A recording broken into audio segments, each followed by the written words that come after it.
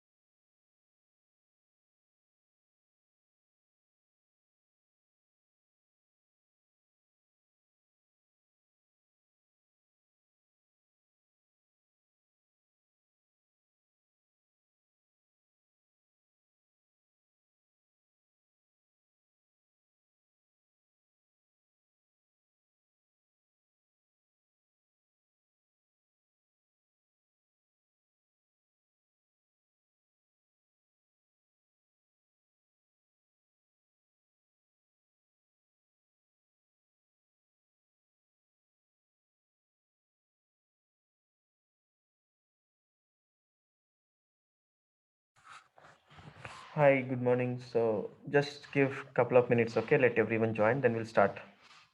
Hi, Samir Debnath. Hi, Devnath. Just give couple of minutes, let everyone join, then we'll start, okay? Sure.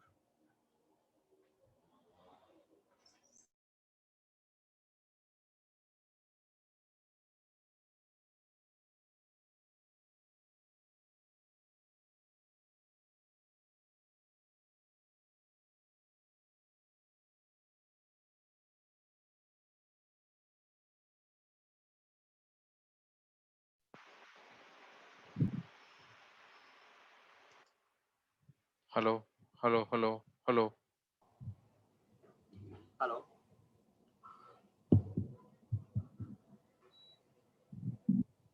Good afternoon, Samir.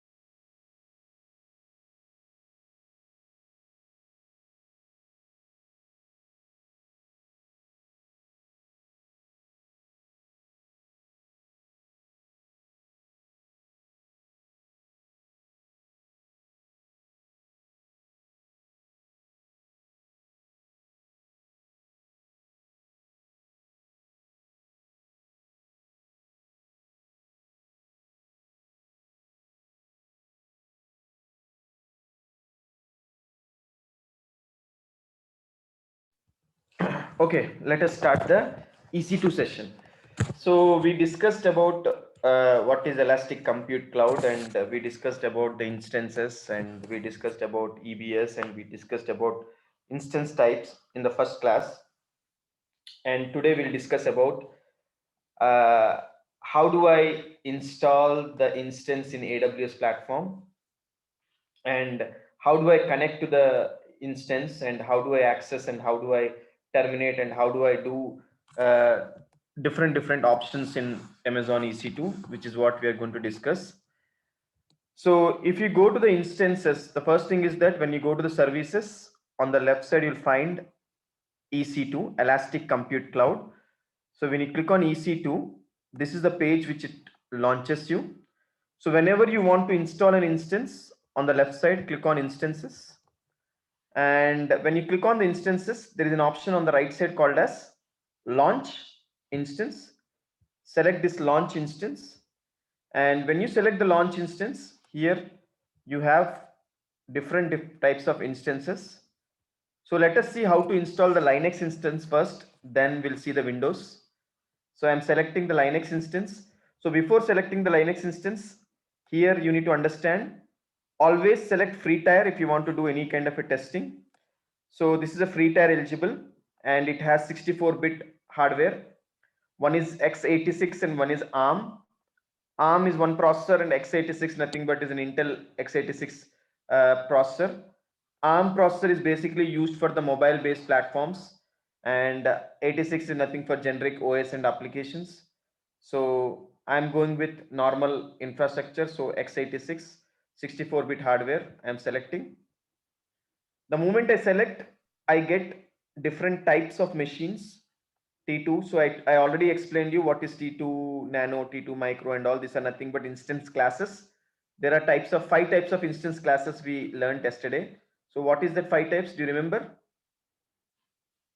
General purpose, Compute optimized, then memory optimized, very good, accelerated, and storage. fantastic, right? These are the 5 types we have.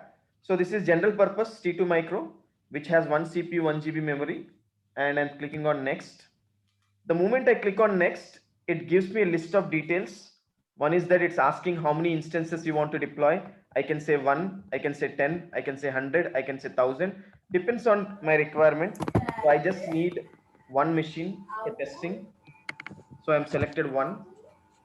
And it's asking, do you want to do any purchase options? So what is the spot instance, and what is the different types of instance methods I'll discuss after launching this machine.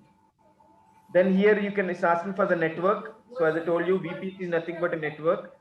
So I'm going with the default. I'll explain you what is VPC, then you'll understand it. So as of now, just for the installation purpose, I'm going with the default network and default subnet and public IP. I am not selecting any other options here. I'm just going with default just to access it. And here I have an option. If I want to enable any Active Directory or anything, or if I want to define any role, I am not doing anything.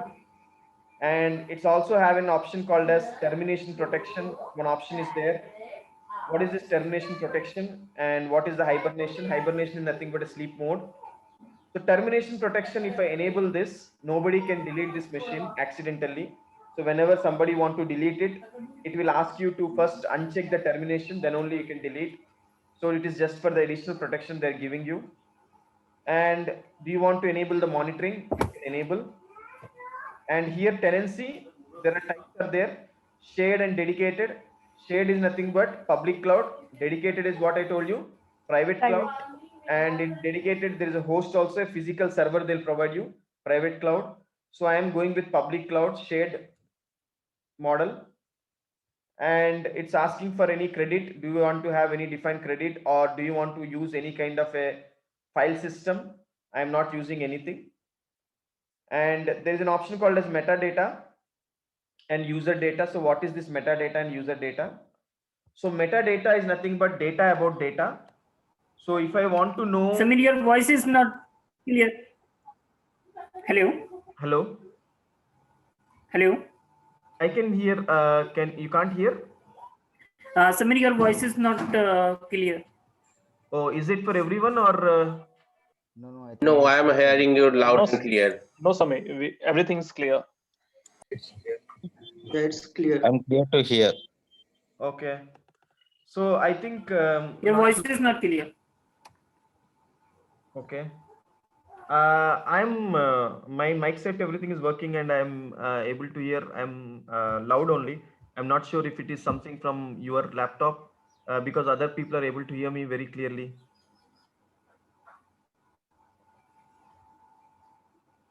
Can you just Samir, once? Samir, I have one question only. I can connect from. Yeah. Samir, so just one, I have one confusion which I need to clear is this instances is a single instance can you deploy on multiple machines or one instance per machine only, per VM only? Instance is nothing but a VM. VM is nothing but instance. So you Okay, can okay, create any number of instances. okay. Okay, so whoever is having an audio problem, I think you just rejoin again. Mostly it will fix, but maximum people, if I think you're able to hear me. So there are two types of things. One is metadata and one is user data. Very important. You need to understand what is metadata and what is user data. So metadata is basically nothing but data about data. Okay. So what is this metadata? So if I want to know when is my instance launched, what is my instance functionality, what are the type of IP address been assigned, the complete history about my AMIs and everything, I'll get it in metadata. So metadata, if I want to get it, simple, after installing the operating system, I can just use my browser IP 169.254.169.254, which provides me the complete information about my instance. User data is nothing but user data is all about where we use if I want to do any kind of a activity, okay, like for example, I want to install some kind of an web applications, or if I want to install some kind of a scripts, or if I want to do let's assume before going logging and after logging and installing any kind of a scripts or any kind of a packages, I can do prior itself in the user data. If I put here like hash yum install, right, so what it will do is that it will install the package before itself, so I no need to worry about doing it later. So what does it mean is that user data is nothing but it's a pre-installation scripts you can define before installing the OS. So whatever you need, those kind of packages you can deploy in user data. So metadata is nothing but data about data, which you'll get the information. User data is nothing but where you can do some pre-installation scripts which you can define in the user data mode. Then once it's done, click on next, add storage. Once you click on add storage, you have an option, general purpose provisioned IOPS or magnetic. You can define size, then say next, then say next, and here you have new security group or existing security group. Now what is this security group? Security group is nothing but a firewall which will allow your instance level security, which means which is used for your instance level security. What does this mean, firewall? What is exactly this security group is all about? So security group, let us assume, so by default every port is denied. What is that? By default everything is denied, means anybody who want to access, by default everything will be denied. You need to explicitly allow the rule. Okay, now what is this security group and what is the purpose of this security group? So let's assume that you want to allow to the machine only SSH, so I can say only allow SSH, or if I want to allow only RDP port, I can define only RDP port. So security groups are basically nothing but which only follows allow rules, because already it is denied. And security groups are has both inbound and outbound traffic, so people who are coming and going. So security groups only established for allow rules, you cannot deny. By default it's all allowed. That's the reason we call it as stateful. Stateful means any changes made in inbound rule will be automatically reflected in the outbound rule. For example, if you are allowing incoming port 80, then you will also have to add the outbound rule explicitly. That's the reason it is stateful when it comes to the security group. And all rules, whatever you define, it is only based on the this is like first level of the security, means first layer of the defense for your environment. If anything, the first layer of the security or first layer of the defense, we call it as security group. And there is a second level security is also there in Amazon, which is called as NACL, network access control list, that you will learn when you learn about the networking topic. But as a first level, to protect your machine, this is the security. So security groups are basically, as I mentioned you, it's a denied rule and you can allow explicitly. So here Samir, can you please explain the security group again? Just like this type and all. Just I have some confusion over here. So this is nothing but ports. What kind of a port you want to allow? Okay. So like you want DNS port, HTTP port, IMAP port, what kind of a port you want to allow, and what is the range, port IP address range. If here is IP address you can define, and here you can define a port range. Port range is nothing but, what is port? Port is nothing but communication channel. So what kind of a ports you have and what you want to allow. And here source, from where is it? From certain IP you want to allow, or is it some you're defining any range, or you can define from anywhere. So like that you can define, and why are you can give some description for what purpose you are allowing. Okay, so you can define. I said that deny, and it by default it is saying as a denied one. So from where we enable this deny or allow? So by default it's denied. You can only allow. When you're adding means it's allow. Okay, okay, okay. Samir sir, one more question. Can I custom the port? Port customization you're saying? That means the SSH default port is 22. So can I custom the port? Like you need to use custom port here. Yeah. You can do it. Custom protocol is there, no? And custom port. So you can use any of these custom ports if you want to customize it. Okay. By default, SSH port number is 22. Samir, can I use protocol like here we are using TCP only? So, we have many protocol like HTTP, TCP, piped, named piped. So this is the port, right? Are you talking about? This is the port, right? Port type. Yeah. This is port, this is the type, and this is the protocol. Protocol is TCP. Protocol is TCP, right? Protocol TCP. Okay. So whenever we create a EC2, always we refer the TCP protocol only, right? Correct. Or, we can change here HTTP and other protocol. Types you can change. Protocol will be TCP only. Even for UDP traffic, we can say that the protocol will be TCP. That is all UDP. If you go, then that it will be changed. Okay. So UDP is a file transfer protocol, right? Yeah. Yes. You said another option where I can change, customize the type. Means from type, if I go for the custom protocol, then we can use any protocol, right? Yes. So, I mean, like FTP, we are using TCP and HTTP. Hello?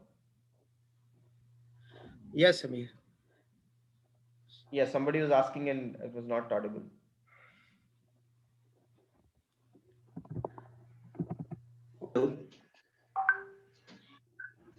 Okay. So review and launch, and here you can launch, and when you click on launch, it will get an option called as creating a key pair. So now creating a key pair.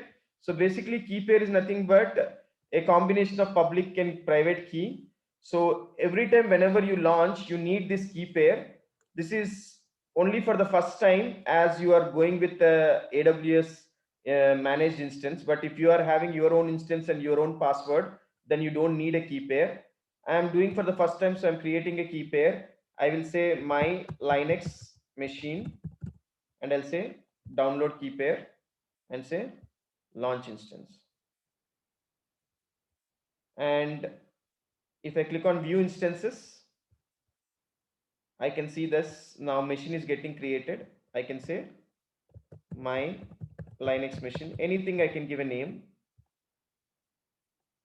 So you can see here, it is getting installed.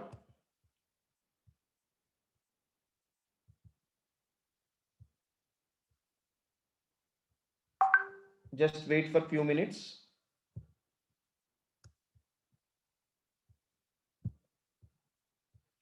Now you can see here, instance state is running. Now every machine when it runs, it does 2x2 checks. So you need to wait for the 2x2 checks. What is the 2x2 checks?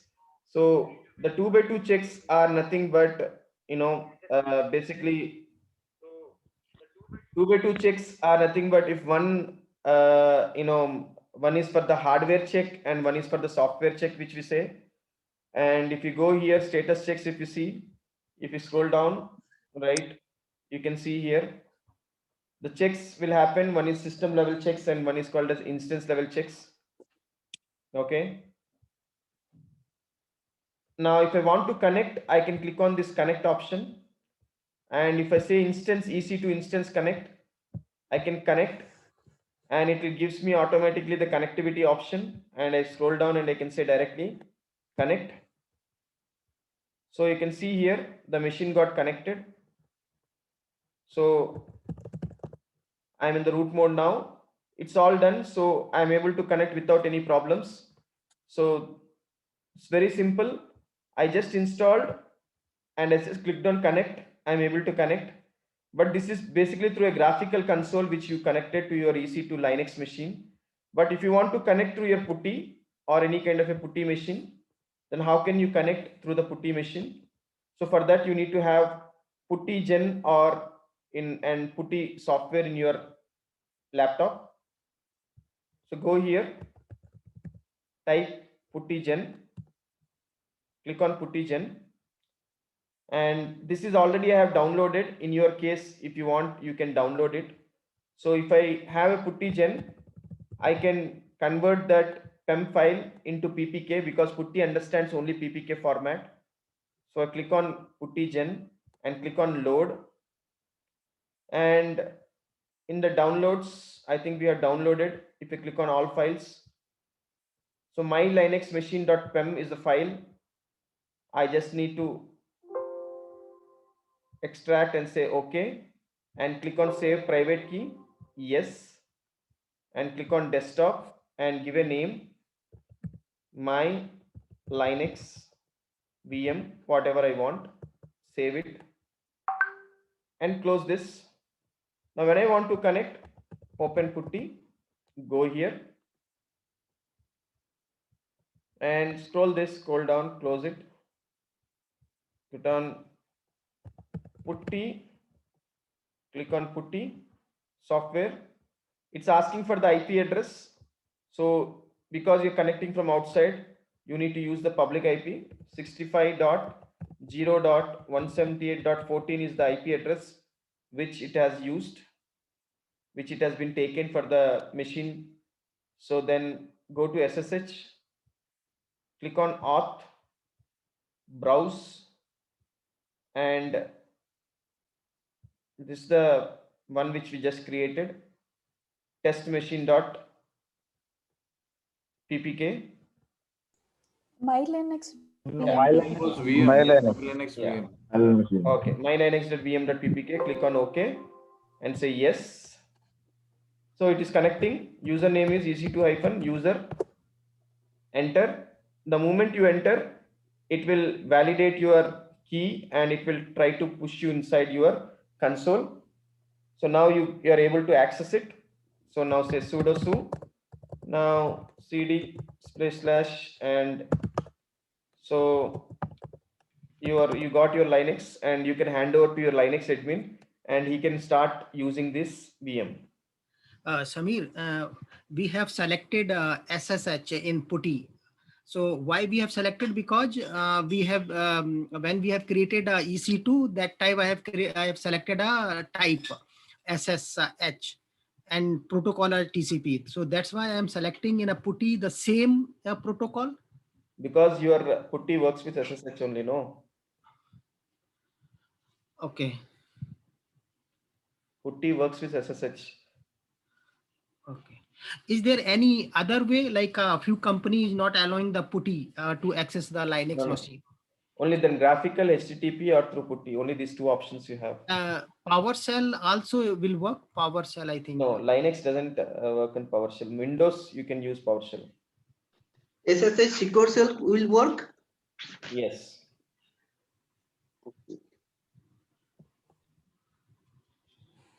Okay, so that is how you can connect through your putty. So this is one way to connect through putty, and another way to connect through your graphical console. You can use it whether you take a Windows or you can take a Linux or Macintosh machine, the same process. No, you don't want to use putty or you don't want to have your own client, then directly say connect and directly connect through your EC2 instance connect, and you can access directly without any problems.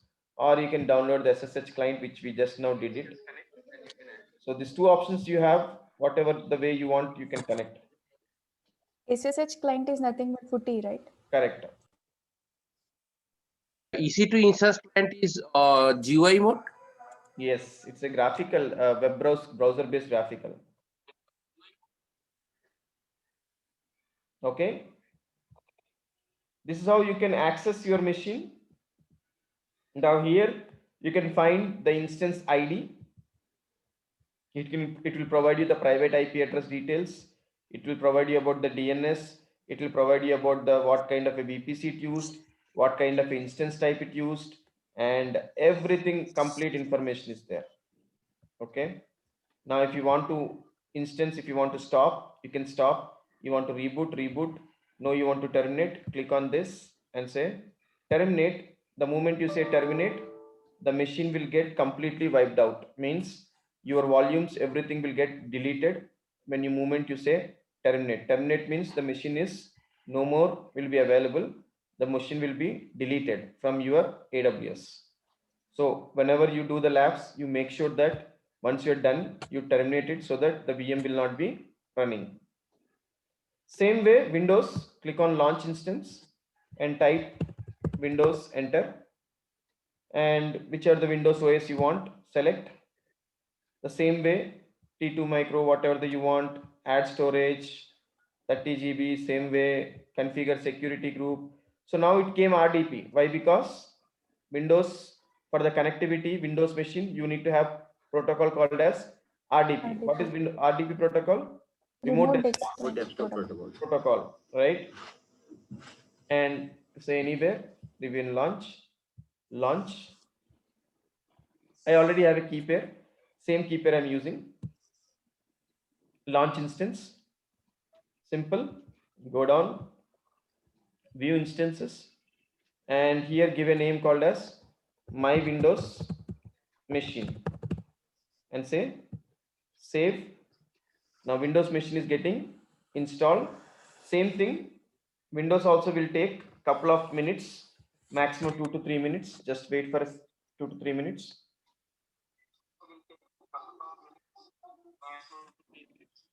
What is key pair and what information will that file will Key be pair having? is nothing but, what is key pair? Key pair is nothing but a public and private key information will be there. Now, why do I need a key? Okay, so you need to understand. So now what happens is that whenever you go with EC2 image, operating system requires a password, correct? Every machine requires a password to log in, correct? Right? So this key pair is nothing but which consists of private key and a public key, is set of security credentials to prove your identity. Means if you want to know whether you're using a right machine or not, so you need to have this key pair. So this key pair, what it does is that it stores the public and private key to connect to your instances. So whenever you launch the machine, every machine requires a password, right? So this password can be, if you customize the image, then you can define your own password, but you are taking from AWS cannot give you the machine directly like that. So unless it should know that you are a secure person, right? Secure, resource. So this a key pair, what it does is that it consists of both the keys, private and public key, and set of security credentials. It also has a set of credentials to connect it. So that's the reason we use this key pair. So once you have this key pair, you can create and you can log in.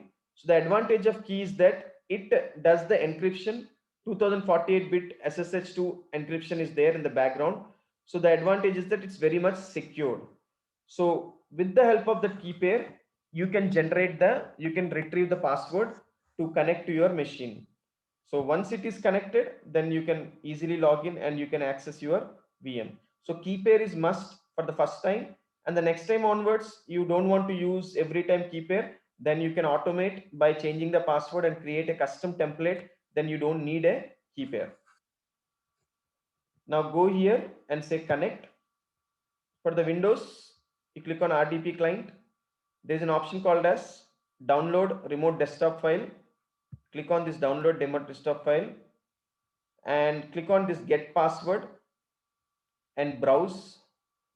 Now I think you have downloaded the key PEM file before, that is the MyLinux PEM file, which is the same file we use for this one also. You can use the same file and say decrypt password, and it generates one password. Copy this password, go to the Windows machine and say connect. The moment you say connect, it will ask you the password. Paste your password and say okay, yes, and you will be able to access your machine. What would be the username? Administrator. Default Windows username is administrator. Default Linux username is ec2-user for Amazon machines, and default username for the Red Hat machines is root. Default username for the Windows is administrator. It is common for any kind of a users in any platform, whether it is not only AWS, you take in normal platform also. Windows by default username is administrator.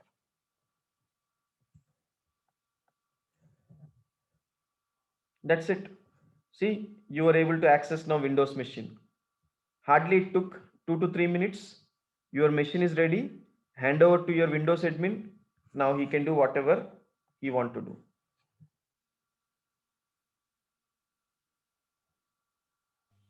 Clear? Hi Samir. Yeah. What will happen if I add more rules while launching the instance? What will happen if I do what? Add more rules. What rules you mean to say? Like in Linux, we adding SSH, right? So there is the option add rules. So what will happen if I adding more rules? See, you're talking about security group, correct? Yeah. Security group, as I mentioned, it is only allow rules, by default deny. So if you said now I added only RDP, so only RDP will work. Okay. Now if I want to do any kind of an other activity, like if I want to connect from Windows machine to a putty, it won't work because in my machine SSH is not allowed, only RDP is allowed. Okay. And if I want to access to the browser, it won't work because only RDP is allowed, other ports are blocked. If I try to do a ping will not work because ICMP is not allowed. So basically you need to understand what port you allowed, only that part will work. Okay. Can you? So in order to allow ping or any other information, we need to for that instance, I need to individually add those protocols, right? Means in the rules. Correct. Samir, may I update the rules once the after the launch of instance? You can do anytime, no problem. Okay. So can you show this practically? One thing. Now suppose here I have applied the rule.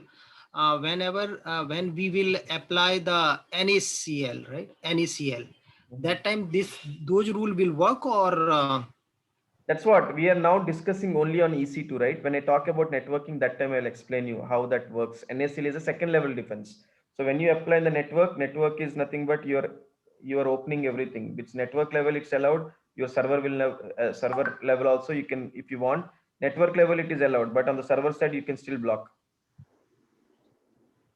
Samir, you want to say that at any point of time, one rule is allowed? See, there are two types of rules are there. You can create. Can I explain that encryption again? Encryption and decryption. Just I want to understood again. Pardon? The encryption you said then a password description successful. It is showing over here in the green. So how do you enable this encryption? Means encrypt of instance. So there are two types of encryption. One is data encryption is there, and second one is the key pair, which is nothing but which is doing the encryption. The algorithm is getting encrypted and giving you the key value. Okay, so that is 2048 bit. So the data encryption is nothing but whenever you launch the EBS, and in EBS machine you have that encryption facility.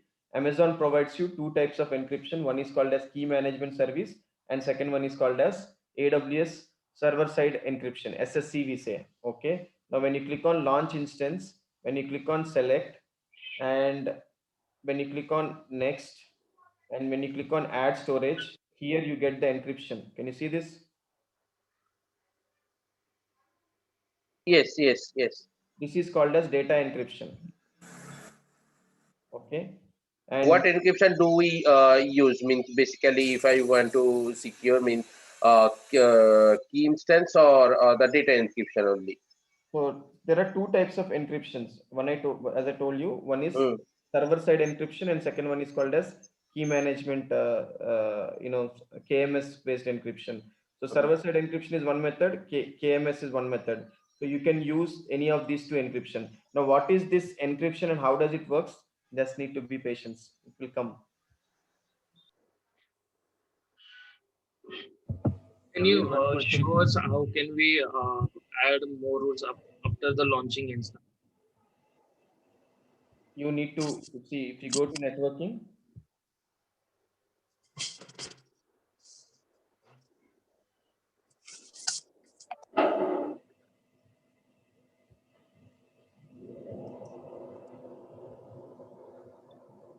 here you have an option called add rule.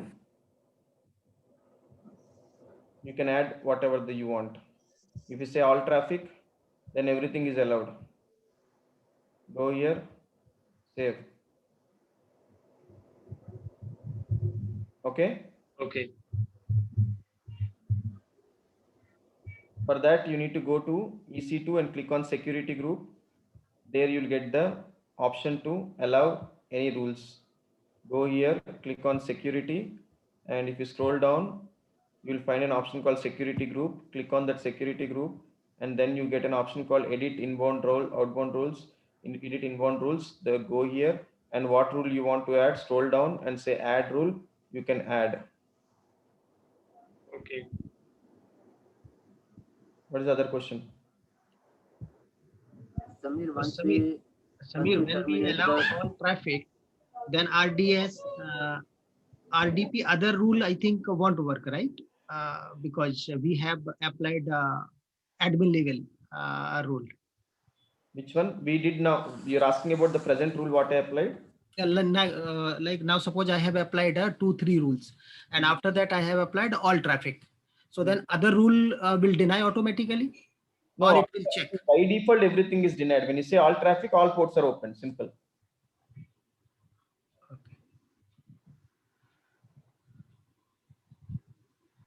Okay. In further class, we will get to know how to define the rules, right? Yeah. In networking, we'll understand about it. Okay. Yeah.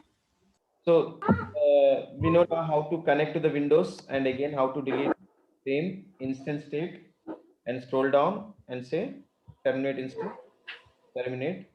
So now again I'm installing the machine, launch instance, Windows. I'm just installing a VPN, and we'll see how to configure the additional volumes and other things. So I'm saying RDP anywhere, click on VPN launch instance. Machine is getting installed. Scroll down, view instance. Now third machine is getting installed. Scroll down, So here you can give a name, test VM, save. Okay.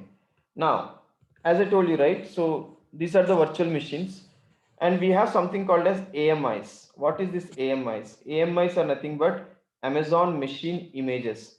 So what I can do is that I can make a template of the machine. If I want to create, I can make a template of a machine. Means I can create as many as templates I want.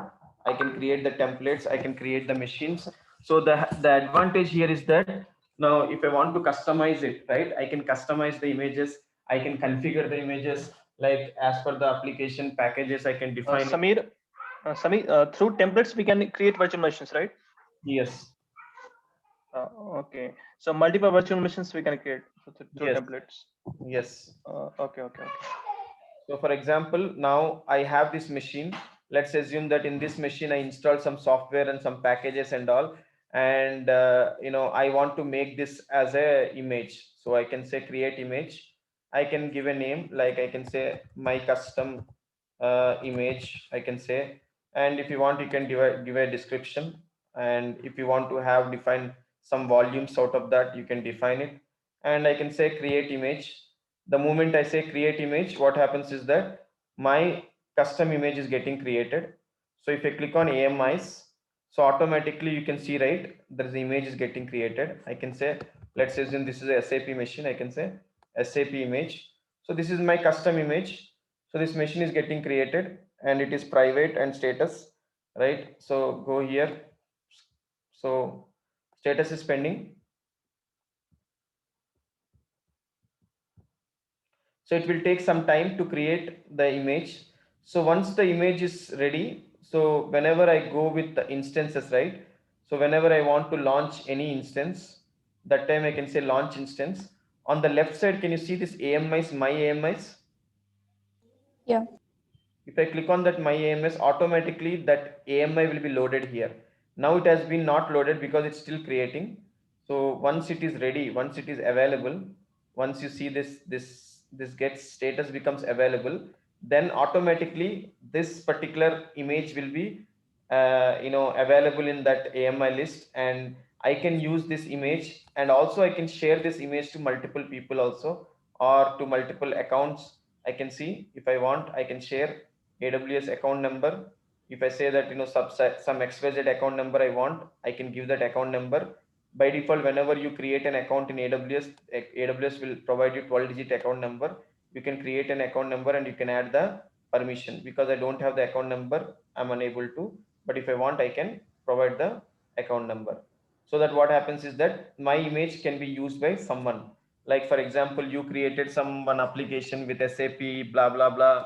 You made an application and you want to give this to some other users or some other platform. They want to do it, they want to do the testing and all. They can do it without any problems with the help of image. Okay, now you can see, right, status, it is pending.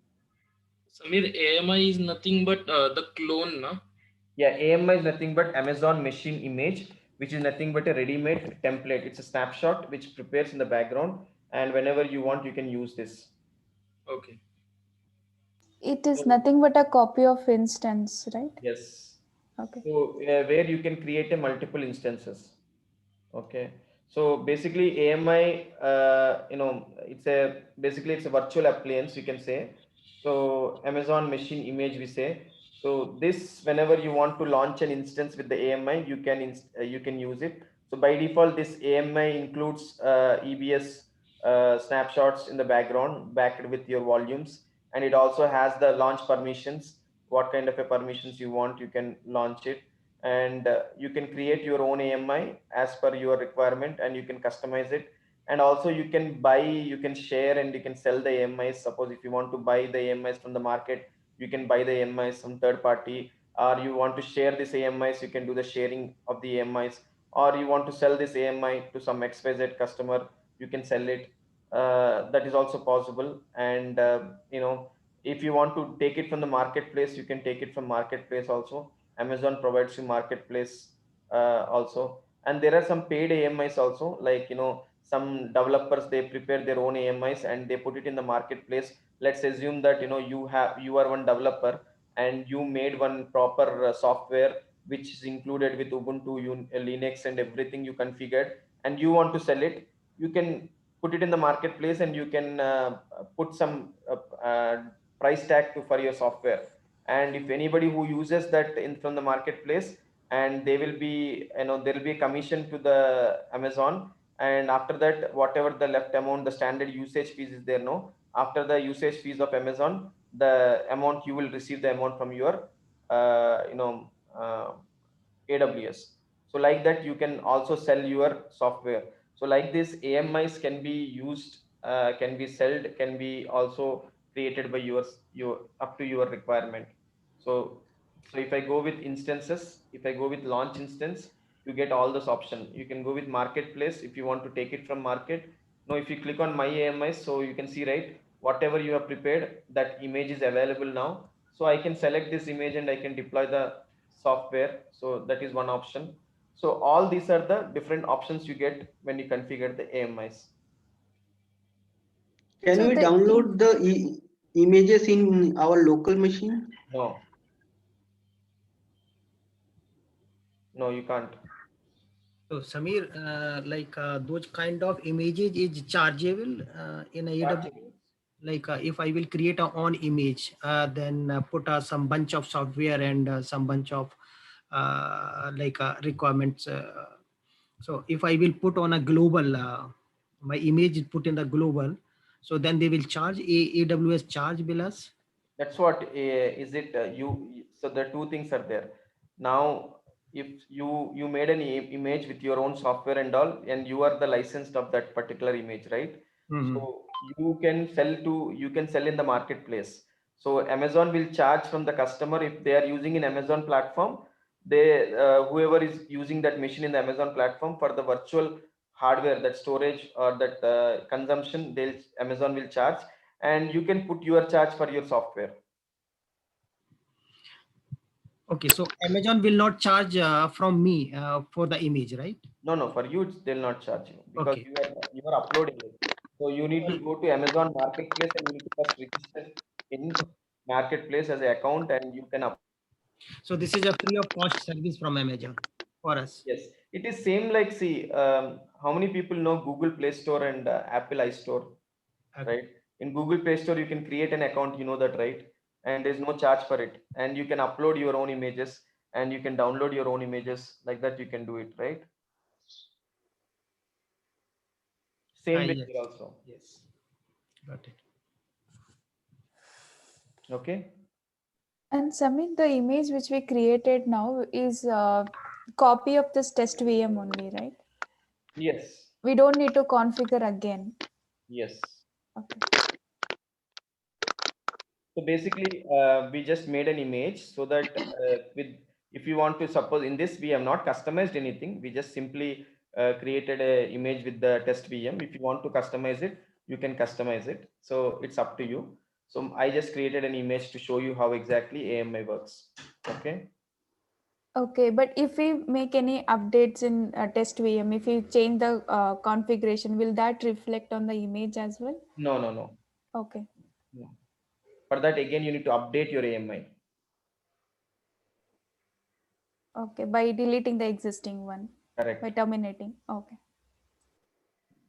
Volumes. Now in the left side, you will have something called as volumes. Suppose if you want to increase or add anything, you can add the volume. So before that, let us connect to the machine.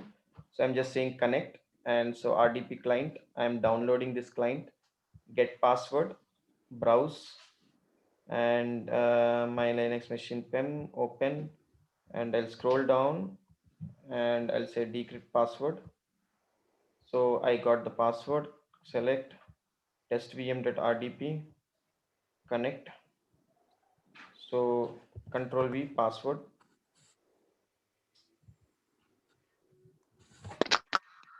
So now I accessed it. Let's assume you want to add additional drive for this machine, or you want to increase the existing volume. It's pretty much easy in AWS. So what you need to do is that scroll down, cancel. On the left side, we find volumes here. Click on this volumes and say create volume. Okay. I can say I am not defining any ARN or anything. So here I have volume type, and here how much GB I want to create, 100 GB or 20 GB or whatever you want. So I will say 50 GB. And remember here availability zone is very much important, because without an availability zone you cannot create. So I can say create volume, because you should know which availability zone that VM is running. So your VM, if you see here, your EC2 instance, if you click on instances here, you scroll down,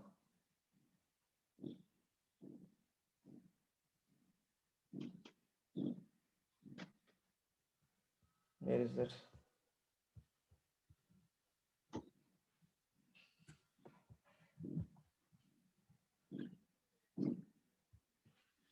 Okay, if you see here, this is my VM and it is running in 1A, right? AP South 1A. This is nothing but my data center.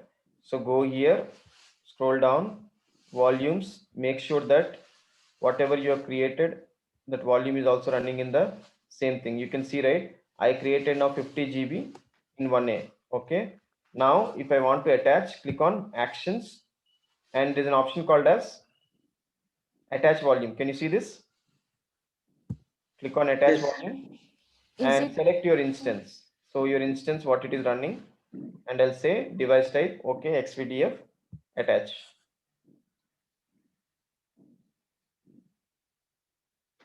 Is it we updating the volume of test VM? I am adding a new volume to my test VM. Okay. So just wait for 1 minute. It should get attached. Okay, now it got attached. Now go here to the Windows OS. Now go here and type run disk mgmt.msc.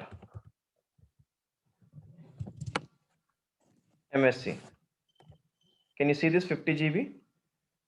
Yes. Now you need to make it online. Samir, this is SAN storage, right? Not NAS, right? Yeah. Online, and then you have the drive, create the volume what you want. Next, finish. That's it. You got your drive, right? 50 GB. Now, if you want to increase the existing volume, that also you can do. So let's assume for the existing volume from 50 GB, you want to make it 100 GB, or from 30 GB, you want to make it 100 GB or XYZ GB. Click on that volume and say, click on modify volume. Can you see this? Yes. Yes. Click on modify volume, how much you want to increase. Let's assume you want to increase 100 GB. Select 100 GB, scroll down and say modify and say yes. Go up here, go here and action, rescan disks.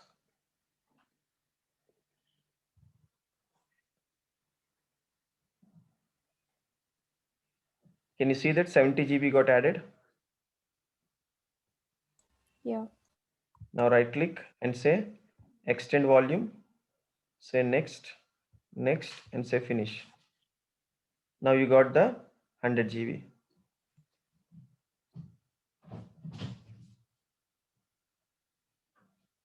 Clear? So Samir, one thing for this EC2 instance, whenever we select volume, will this be a SAN volume only, or we can create the network share as well?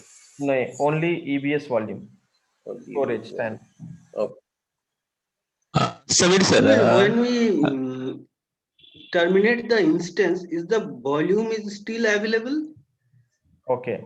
So when we terminate the instance, the volume will be available or not. So go here. Okay. So here, if you go to the EC2 instance, now when you launch this instance, okay, when you select any instance, click on next storage, there is an option called delete on termination. Okay. What is that you have chosen? It depends on that. Okay. If you say delete on termination, then which means that when you terminate, volume also will get deleted. If you didn't enable that, when you say uncheck it and you did it, then your volumes will be available.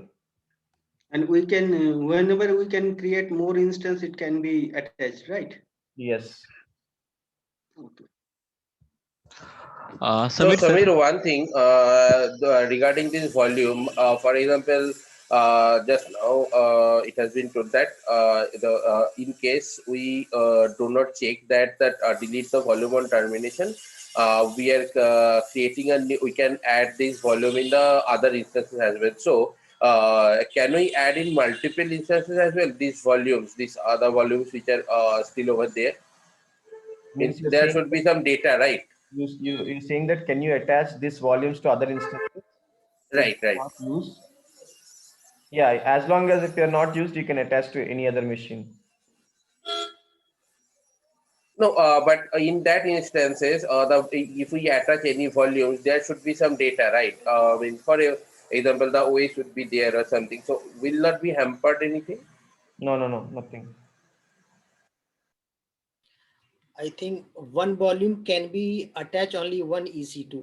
One volume cannot attach with multiple EC2. Am I right? Yes.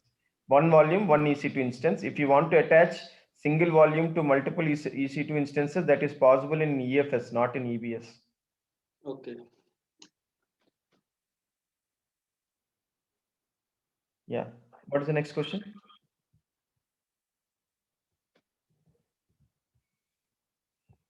Okay. So you have seen, right? These are the volumes. Okay. Now, if you want to take the snapshot of these volumes, right? So how do I take the snapshot of the volumes? So let's assume that if you want to take any snapshot, you can directly, if you say instance, right? If I have instance state, right? So we have options here, stop, start, and all. Okay. You can see in instance settings, you get all kinds of option, shutdown and other stuff and all there. And the security stuff is there and all. But here you will not get any kind of a snapshot option. If you want to go for a snapshot, as I told you, Amazon EC2 is nothing but volume based snapshot. Go to volumes, which one you want to take a snapshot. Select that volume, click on actions, and there's an option called as create a snapshot. Can you see that?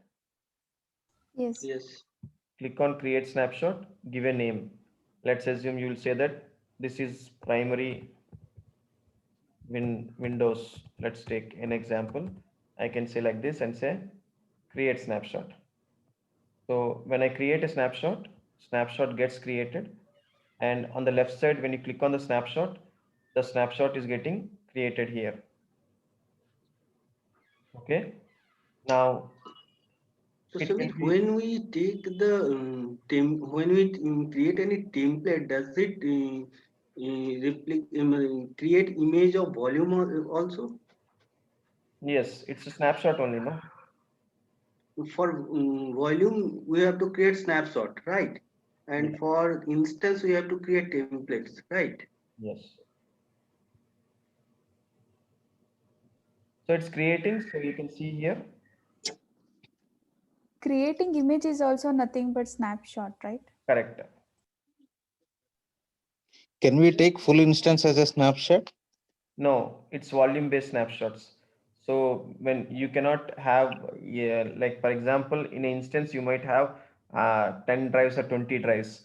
So in AWS, it provides you as a volume based snapshot. It is not like instance based snapshot. Instance based snapshot is possible in your VMware and other technologies. In AWS, it's a volume based snapshot. So which volume you need, you can take that snapshot.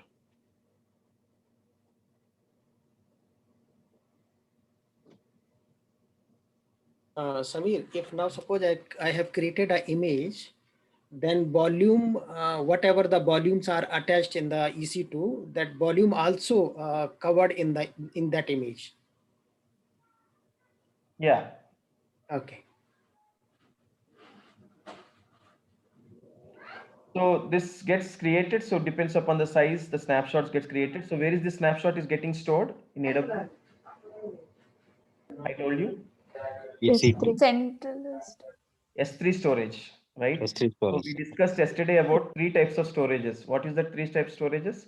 One is EBS, Instant store second is and instant store, S3 third and one is S3. S3. EBS is nothing but shared storage. Instant storage is nothing but local storage. S3 is nothing but cloud storage, where only for the EC2 the snapshots are getting stored, right?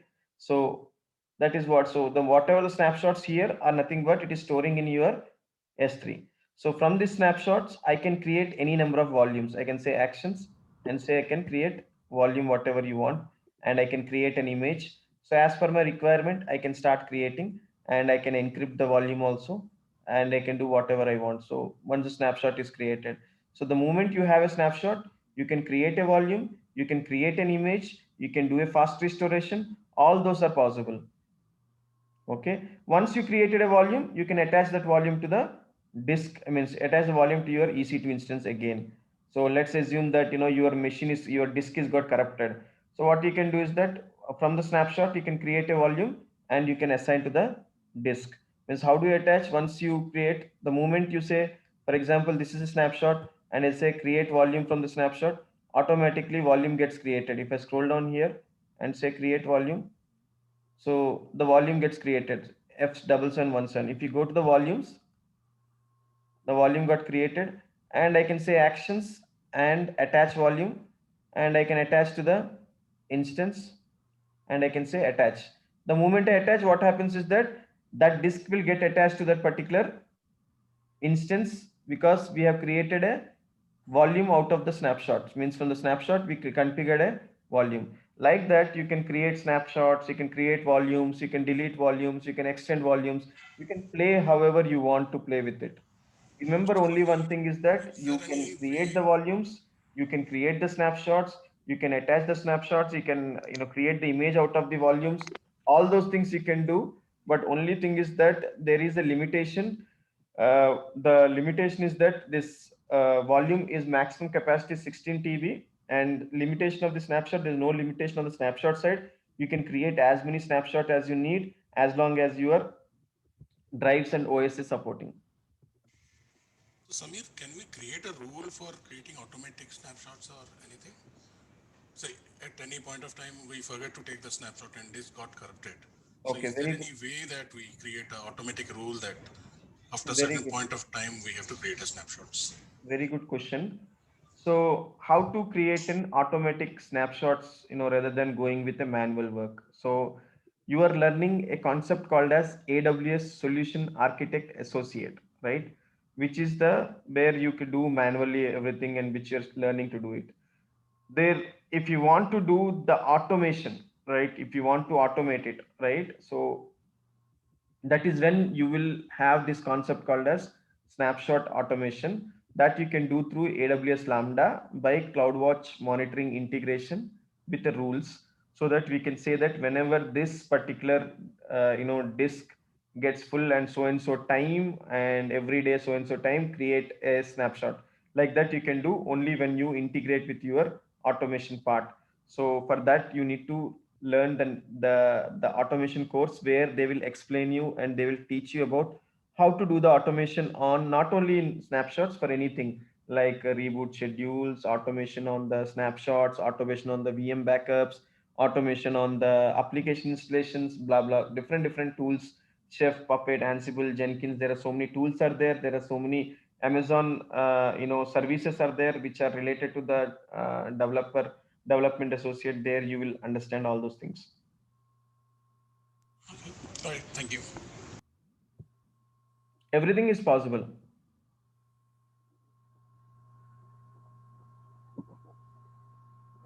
Okay.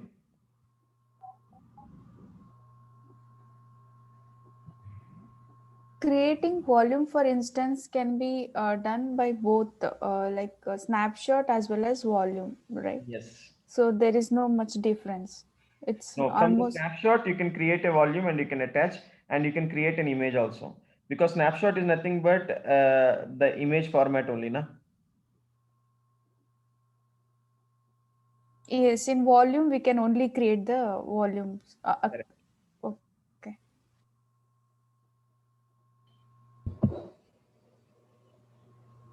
Samir, Samir, once we remove, select the termination options, if we can use in further, can we use for this again? Pardon? Can you what is that you're saying? Can you repeat? It's a VM. Once we select the VM machine is as a terminate, then is it possible to we can reuse with the same configuration further? No, once your data is deleted, how can you get it back? If you have a backup, it's okay. If your data is gone, gone. Okay. If you have a backup and all, you can, but if you do not have backup or anything, it's practically very tough. Okay. Now there are. Hello, Samir sir. Can I regenerate the key pair? If you want to regenerate the key pair, last key pair you can do regeneration of key pair. You can create a key pair here. Okay. You have all the key pairs available, whatever you have created. If you want to create a new key pair, you can create from here. Also you can do. But if you lost something from here also, you delete it from your machine also, then the process is different, which I'll share you in your WhatsApp. There's a KB article which you need to follow. Okay. Samir, let's suppose if we have a snapshot for any of our instance, so that should help us in retrieving the data, right? Can you repeat the question? What is that? I'm saying I'm referring to the worst case scenario wherein we have missed out all the things of a particular instance. So as we were discussing yesterday, if there is a snapshot for S3, so that should help us in getting the previous instance wherein we have taken a snapshot, right? Yeah, you can restore if you have a snapshot. Okay, now AWS pricing and instance models, right? So AWS has certain models, like one is AWS, we say on demand is one model, which is instance model. Then second one is AWS spot instance. Then we have something called as reserved. Then we have something called as dedicated host. Okay. And we have something called as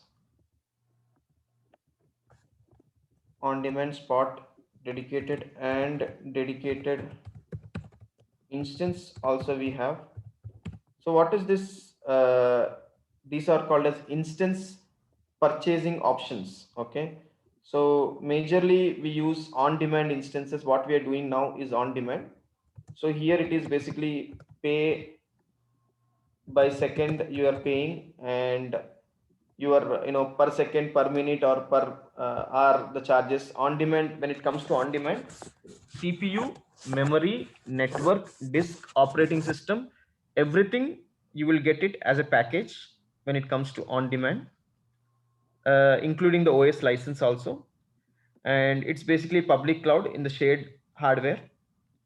When you say reserved, Amazon is giving one more option called reserved, where you need to give a minimum commitment of from 1 to 3 years, and where Amazon will give you huge discounts up to means when you go with the reserved instances, they basically give a very huge pricing discounts Amazon will give you. So up to 72% you can expect the pricing discount.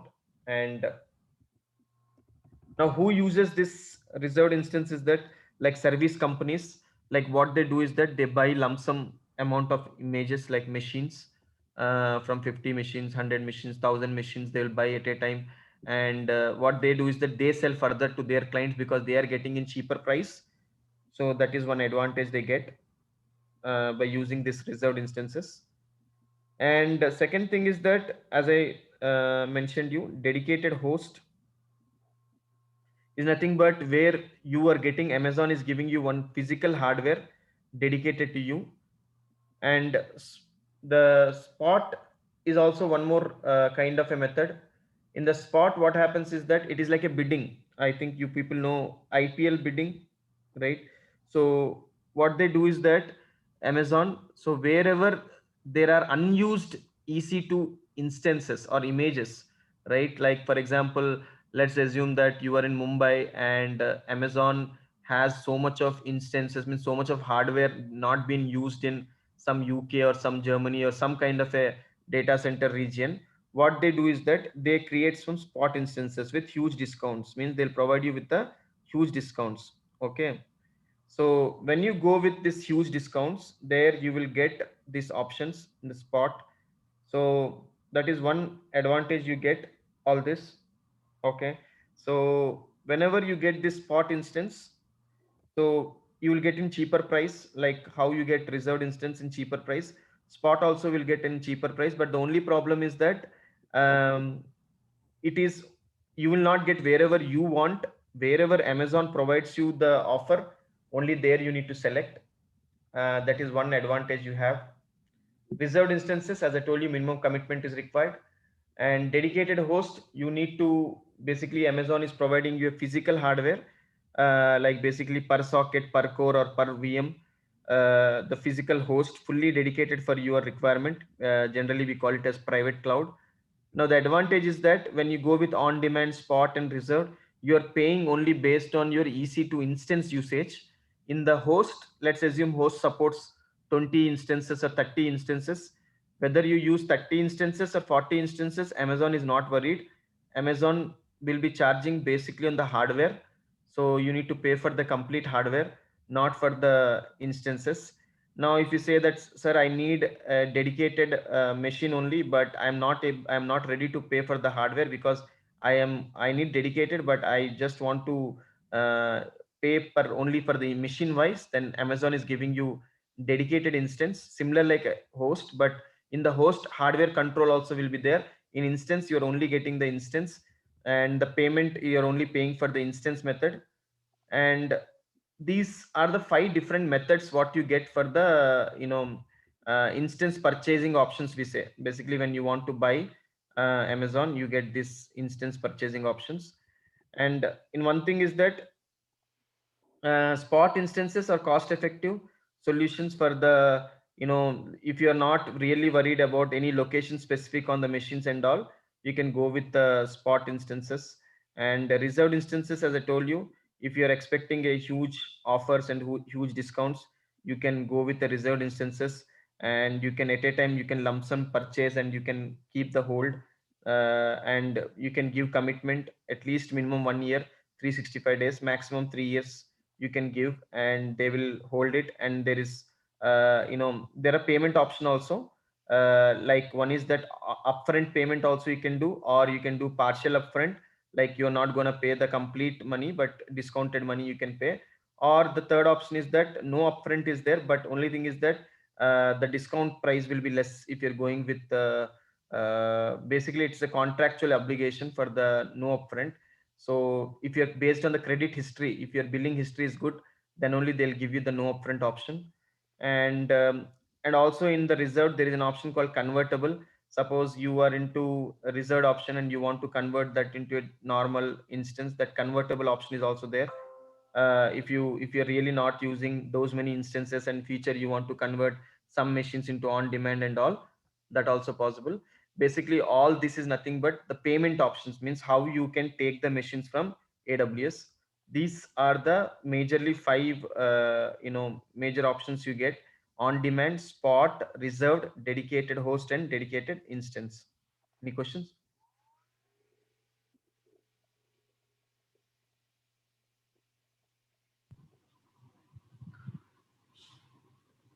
No. Samir, in our AWS, they always format the storage, right? Volume and hard disks. So in that case, they don't get any wet sector. Like if I have a hard disk, if I am formatting frequently, my hard disk somehow got a bad sector and it will not store the information in particular sectors.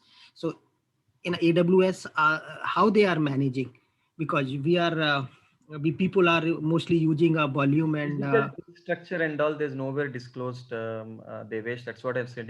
We will not aware about how they're managing the back end, what is their structure, that information nowhere in the no documentation they have mentioned it.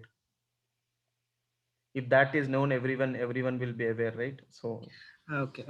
So Samir, for dedicated instance and this on demand, you say that the Amazon will be built as per the how many memories, CPUs, and something we are using hardware.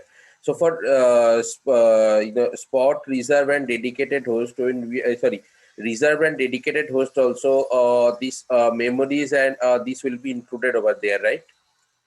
So dedicated host, matlab, first you need to understand, it's basically hardware. Matlab, for example, when you launch an instance, directly you're launching a machine, right? A VM you're launching, right? So like, Windows or Linux, just now you have seen how we launched, right? When it comes to dedicated host, they are giving you a hardware which can support some group of machines. Okay. Like it can be 2 machines, it can be 5 machines, it can be 10 machines, depends on your requirement. Suppose you say that I need a dedicated hardware. It should not be shared with anyone. It is only for my organization, and I will be using 20 machines in top of it. If you say them, so what they'll give you, they will give you a dedicated hardware which can support maximum of 20 machines based on your requirement. So that time, let's assume they're given you hardware where you can run 20 machines, but let's assume you run only 5 machines. Just take an example. Whether you run 5 machines, whether you run 20 machines, you need to pay for the complete hardware because they are giving you the hardware, not machine base. That is the dedicated host, right? Yes. Okay. For reserved, what about that reserved? Reserved is something different. Reserved is nothing but it's not like dedicated host. It is a shared only. The only difference in reserved is that you need to give upfront commitment. Like as I told you, right? Minimum 3 years. And it is not like 10 machines, 20 machines. They will ask you for upfront at least minimum of 100 machines, 1000 machines you need to buy at a time. So that means for reserve means we'll reserve for a certain time. Mean, for Minimum example, 1 3 year, years, 5 years. No, minimum 1 year, maximum 3 years. Okay. So will there be any limitations on systems as well? Like we can for 3 years, I will use nearly 500 VMs or 400 VMs we No, will you run. can increase, but you cannot reduce. Okay. So there would be a minimum, right? Means a minimum systems as well, like minimum time. Yes. So what is that time? 1 year. No. Sorry. What is the minimum system? Means we need to deploy. No, that there is no. Okay, you're asking like configuration. You're asking. No. You said that now for reserved, there are minimum host we need to deploy. Is there anything? Timing is 1 year is minimum. Is there any requirement of minimum this much host I can deploy or minimum that much? No, nothing like that. Okay, so as much as I can use, right? Within that time. So basically, you need to give a commitment of minimum 1 year and number of instances you will be selecting. It should not be 5 and 10, above 100 minimum commitment. That's what I'm asking. That's what I'm asking. So can you show how volume is attached in Linux machine? It's basically partition we call in Linux attached mode partition. It is same like how you do in the Windows, same to same. There is no difference. Only thing is that df-h, the Linux commands you need to use for a disk. How will you do in your normal Linux machine? So we create partition, suppose No. For example, partition and mount it. Let's assume your storage administrator or VMware administrator allocated a volume in your VM for your Linux machine. What is that you will do in your Linux machine after that? After that, we do the part probe, and after that, we mount it and just install the mount and file system we defined. Same to same. I'll send you the screenshot. I'll send you the. I'll upload the in LMS. You can see it's the same to same. There's no difference. What you do in the same, they go to attach the volume, go and type df-h and create the file system. That's it. Okay.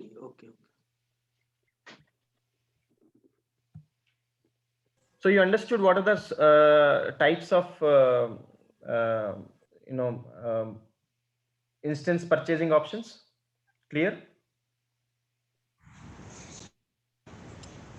Yes, Samir. Okay. Can we see it practically where we see all these options? Now, whatever you did in the lab is that on Samir, demand. can you repeat this spot again? Which one? Which one, sir? Which one? Spot instance. Spot. Okay. Spot instance Yeah. is nothing but basically spot instance are nothing but whenever it is available, like in a huge discount. So basically what Amazon do is that wherever there are unused instances in AWS platform, right? Like there are so many regions are there in Amazon, like in India we have Mumbai, Singapore, in different locations, we have in Germany, we have in UK. So what Amazon do is that wherever there is unused EC2 instance, Amazon will put some spot price like XYZ dollars. Okay, so if you want, you can use that, you can take that price. It is a cost effective price, means with a good discount Amazon is giving you. So when you request that spot instance pool, what they'll do is that they'll allocate that instance, and you can use that instance for that particular number of like it can be for number of hours or number of years, like 1 year, 2 years, or 3 years. You can use that, and you will not get as much as discount like what you're getting in reserved, but you will get at least 50% of discount you will get in the spot, because it is basically is unused instances in cheaper price you're getting. And you can pay based on the hourly based on your usage. And this spot instances are available in multiple availability zones in across the EC2. And the other thing is that only the one problem is that you cannot define any location. Wherever the Amazon provides the location, you will get it. Like for example, if you see my screen, the instances on the left side is nothing but your on-demand instances.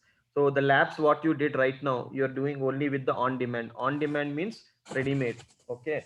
And if you want to go with spot, you have an option called spot request. If you click on this spot request, so if you say request spot instances,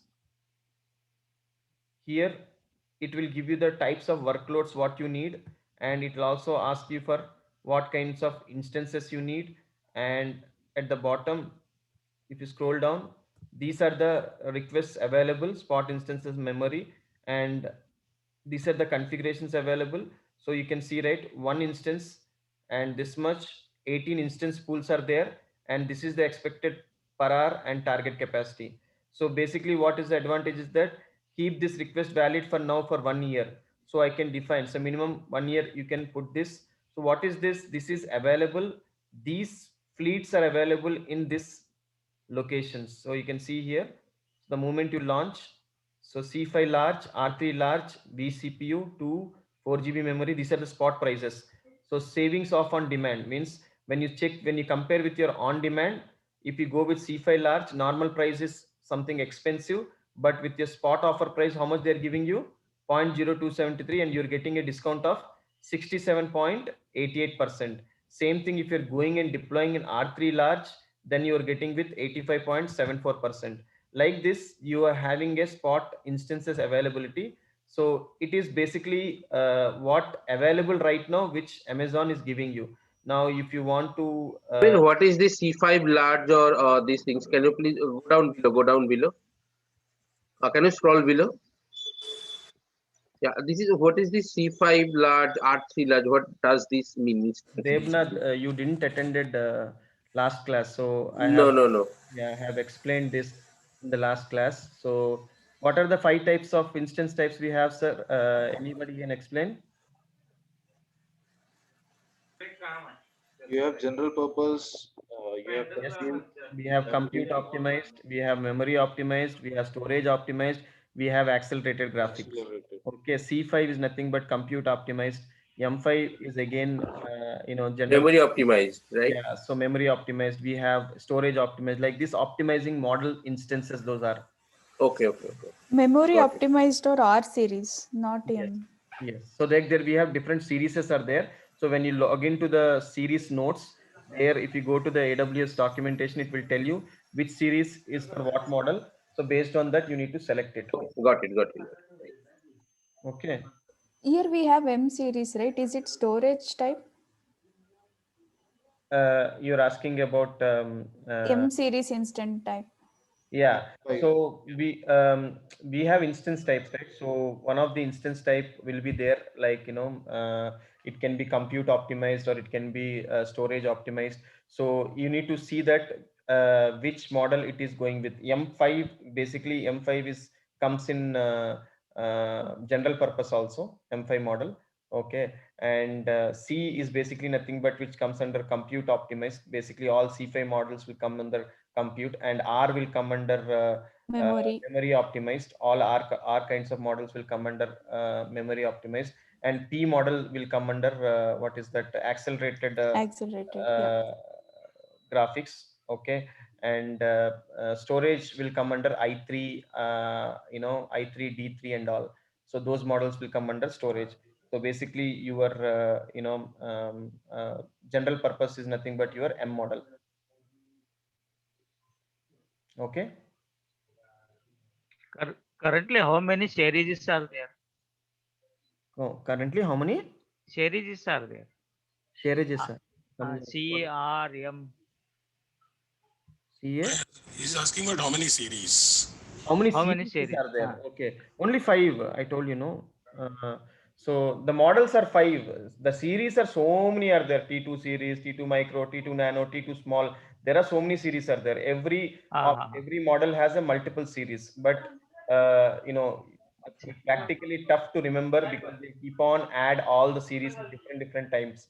Okay, so only thing you need to understand is that what kind of models we have. 5 models we have: general purpose, compute optimized, memory optimized, storage optimized, and accelerated computing. These are the 5 types. And again, in each type, there might be having different types of series. Okay.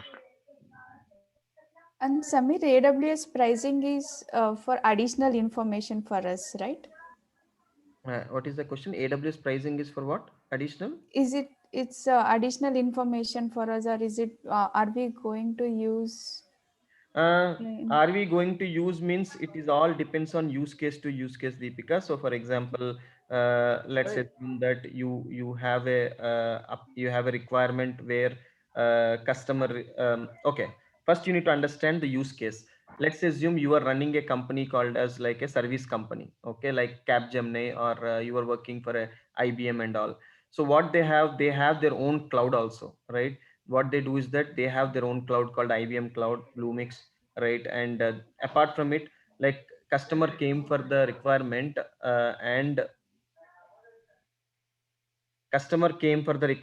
and customer wants to have the multiple platforms, right? They want to go with the cloud. IBM, what they'll do is that IBM will say, okay, cloud 1, cloud 2, cloud 3, I have my own cloud, IBM Cloud.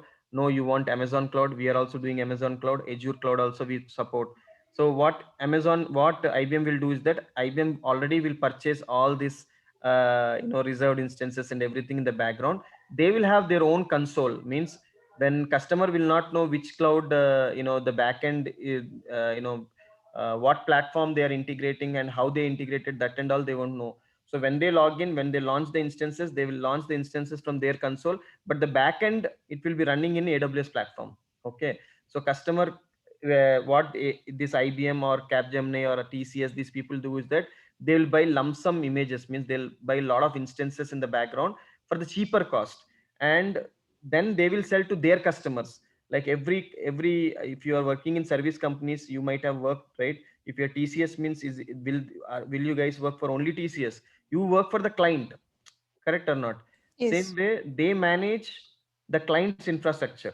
So what they do is that they purchase all these different instances from vendors, and the front end will be the IBM, the back end, or front end will be the TCS, front end will be IBM, front end will be the service company. Back end, they can use any cloud. They can be using IBM Cloud also, they can have their own cloud also, they can go with AWS also, Microsoft Azure also, anything they can use in the back end. Okay, got it. Okay, if you go with if I'm not sure if you're working in TCS or any service companies, because if you see TCS uses AWS Cloud, But when you log into their portal, nowhere you'll find it is like, you know, AWS, nothing will be there. Everything TCS icons will be there, TCS images will be there, everything. But the backend is integrated with the API and it is getting stored in AWS platform. But the front end for all the TCS users, they'll see like it is like a TCS owned cloud. But backend, they'll be integrating with the Amazon or Azure or Google Cloud. Okay, I'm currently working in TCS. Yeah, so if you're working in TCS, TCS also has the, you know, they're also using AWS cloud in the backend. Sameer sir, मेरा एक question है। Sir मतलब किसी company का भी अभी क्या वो क्लाउड पे नहीं है और लोकल सर्वर है, तो हम मतलब वो लोकल सर्वर देख के कैसे हम पता करेंगे उसको, मतलब क्या इंस्टेंट की रिक्वायरमेंट होगी, किस टाइप की? Okay, so now Akhilesh asked a question that, you know, if based on my local machine in my on-premises, it's not in cloud. Based on seeing that, how will I know that, you know, which kind of a machine it is supported in the cloud and all? So for that reason, what you need to understand is that what is the memory and what is the processor and what is the storage capacity they're using. There is something called as capacity planning. You need to do the capacity planning. You need to understand the virtual requirements. What is the virtual processor using in your on-premises? Same processor you need to deploy, same processor you need to use in AWS. Suppose if you're planning to migrate from your on-premises to AWS, there is a service called as SMS service, server migration service, which is responsible for your migration purpose. Okay, so which will, when you do a capacity planning, there you'll understand based on your on-premises environment, you'll get to know how much to, means what is the capacity and what is the level you can migrate. Okay, sir. Okay. Okay, sir. Okay, so thanks guys. So we'll again catch up next weekend with further more topics, and we will do. I will send you this document. You can just refer. I already sent you some documents in your WhatsApp, and you can just refer those documents. And I'll also send you some scenarios which you can practice by yourself, and which will give you more advantage going forward. Yes, I mean, one question before winding up. Uh-huh. Where do we see that option? You told that when we create an account, it will ask for a credit card details and it won't charge anything. But you told that 750 hours will be free, right? So where we can see the option that how many hours are consumed or? Okay, so 750 hours. So basically for that, you need to create a CloudWatch monitoring rule if you want to find out how many hours you have been used. So if you ask me where exactly the free tier is there, so every instance, whenever you create, on the left side in the instance, there is an option called free tier. One small icon will be there. When you enable that, you can see all the free tier instances. But if you ask me, how will I know how many hours I've been consumed? For that, you need to set up a billing alert and billing alarm. If you don't mind, can you quickly show that? The instances you're asking, where do I see? Yeah. So see here, if you click on instances on the left side only, you will find the free tier. Launch. Can you see this free tier?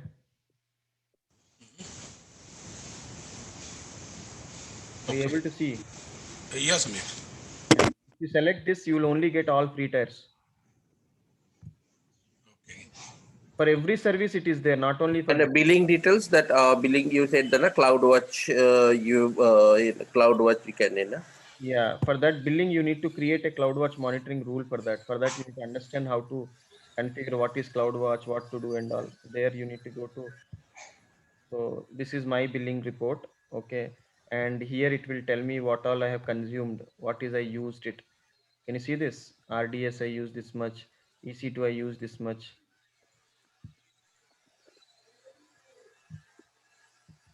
Okay. Samir, I have created a Beanstalk. I was doing R&D. I have deleted everything, but Beanstalk instance is not yet deleted. So will they charge me? You in Beanstalk, you used a free stack application, or you used a charged application? Actually, I don't know, but it's when I created a Winstock, it's in background a T2 medium like instance is Medium created. chargeable. Chargeable. So everything I have deleted, but the Winstock instance is not deleted. It's Okay. So backend Beanstack का क्या है कि Beanstack background application आप control नहीं करते हो ना, वो लोग control करते हैं. तो by default आपको front end से delete करना मतलब हो जाएगा. अगर नहीं हो रहा है, you just open a ticket with them. They'll do it immediately. Okay. Otherwise they will charge huge. हाँ charge करेंगे because it is T2 medium is chargeable. T2 nano is free. T2 micro is free. लेकिन वो automatic उसने कैसे create कर लिया? Even I have given the T2 nano for the instance, but मैं देखा नहीं ना आप क्या किए. देखता हूँ, मैं लॉगिन करके चेक करता हूँ. मुझे शेयर करो एक बार. Samir, how can I know it is a free tier or it will be the chargeable? So just now I showed wherever it is free tier, it will be mentioned there clearly. It's a free tier, 750 hours free. It will be clearly mentioned. So, Samir, can I share now? Yeah, that we can do it offline. Okay, I'll ping you. Okay, no problem. Yeah. Thanks, guys. Thank you. Thank you, Samir. And Thank you, Samir, Samir. when we will be doing the practicals like creating account and creating instance? You can start actually. I showed you how to create it and all, right? I will share you in WhatsApp scenario. You can start doing it actually. Okay, sure. So Samir, I had one question, maybe a stupid question. However, wanted to ask you this before we disconnect. It is just that the instances, whatever we are learning. Just a moment here, please. Whatever we are learning here in the classes, you want us to practice on our own laptops, like in a practical environment and AWS stuff. console, create your AWS accounts and start practicing it. Now I'll share you the scenarios. You can just start doing it. See, I'll tell you, as Sounds much as you spend your time on the labs by yourself, that is where मैं दिखा दूंगा सब कुछ easy रहेगा आप लोग को. Okay, so it will be very straightforward. But unless you do by yourself, nothing will come into your head. True. Thank you, Samir. Thanks, guys. Thank you. Thank you. Thank you, Samir.